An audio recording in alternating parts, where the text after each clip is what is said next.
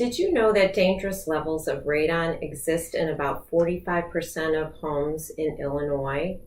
Further, 20% of these go undetected for not testing for radon properly. So what really is radon? We're going to talk about why it's important, how to detect it, and what to do once you do detect it. Joining me here today is Sarah Bowers. Hi, Karen. Hi, with Radon Testers. Sarah is the owner of the company. She is not only involved in, looking after the business, but everything from marketing to testing. Jack of all trades. Answering phones, which is awesome. And she's going to help us understand some of these questions.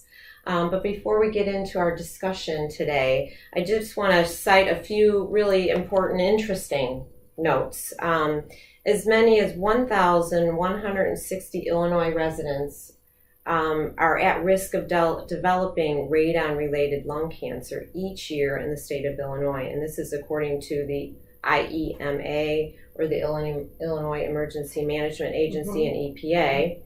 And then the average Illinois radon levels is 5.1 PCI above the EPA actionable level, which is really unbelievable. So my goal here again is to help people understand what radon is, why it's important, and all of that. So education is so important. Right, exactly. So why don't you let's start with the question, what is radon? Sure. So radon is a gas that is created in the soil. There are uranium deposits that are in the soil decaying away, and it's a natural decay process. The problem is it ends up coming into the house in the form of radon gas. So everyone has it. Okay. It's not whether you have it or not, it's how much you have. There you go. So even outdoor air has it. So you're never going to get away from it. We just want to make sure that homes have safe levels.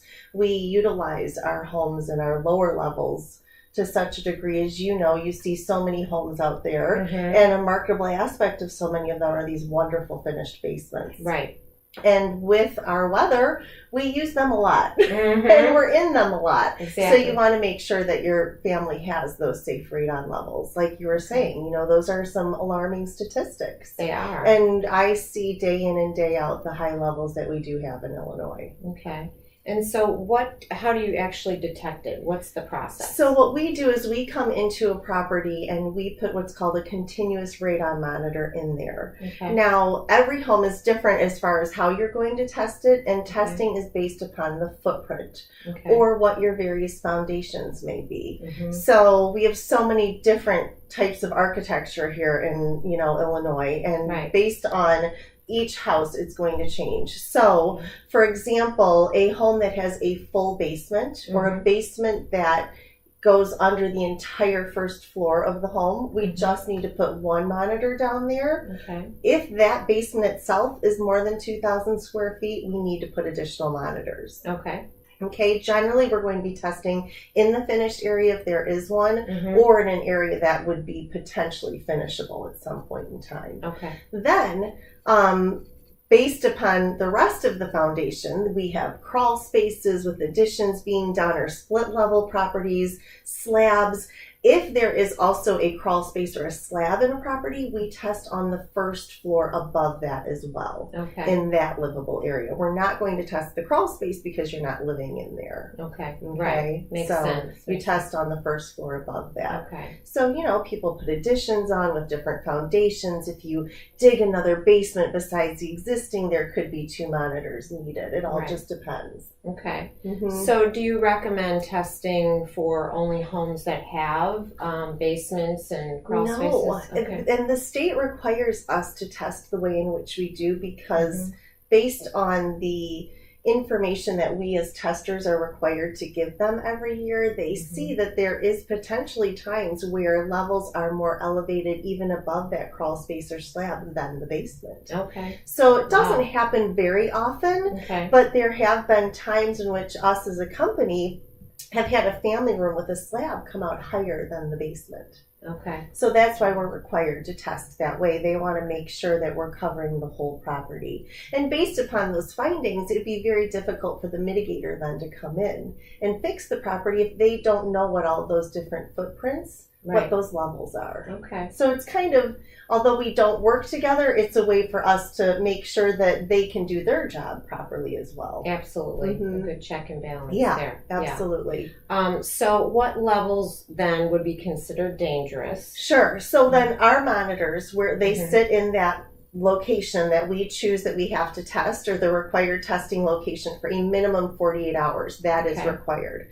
So the monitors take hourly readings, and then we get an average after the test is picked up of those readings. The magic number for radon is 4.0 picocuries per liter.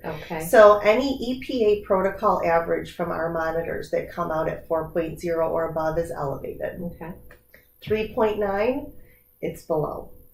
Okay. So, and then the recommendation for everyone is to then test every 2 years. As a company, we like to kind of give the recommendation of to pick different seasons.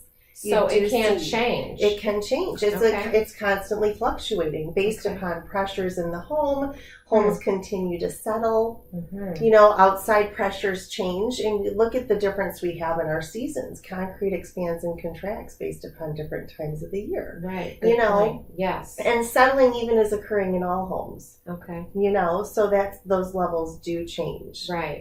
And so you mentioned mitigation. So if you find the level of 4.0 or above, you would obviously want to consider that. Yes. So if you are in the buying process, which we're really kind of focusing on the real estate aspect, if you're in the buying process, an action level of 4.0 above at any of those locations, we don't give an average of all of them together. Each monitor is its own average. If any of those come out at 4.0 or above, it is they get the right to negotiate. The buyer can then turn to the seller and through their attorneys negotiate for that to be fixed. Okay. And the mitigation system, really, it's not that expensive to put in. In the grand scheme of housing fixes, you and I both know, being homeowners and being in this industry for so long, it's just really not that large of a fix to handle. And I've never seen personally a house not get fixed. Have they had to go back and tweak a couple things? Absolutely. But our mitigators do a fantastic job in Illinois of really reducing those levels. And they don't try to just, we'll get it below 4 for you. They have to try to do what's called ALARA, which stands for as low as reasonably achievable.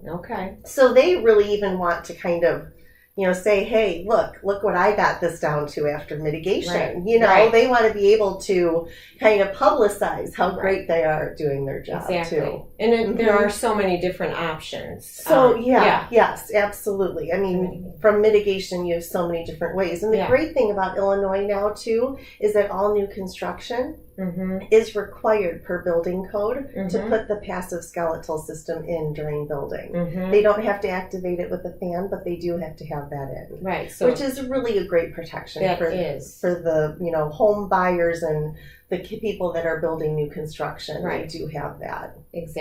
They should still test, because I think they get that sense of false security because that's there. It's not an active system. It's just easier to put it in at that point in time and hide it. You know? Some of it's like myself have it on the outside, which is fine. But well, that's important.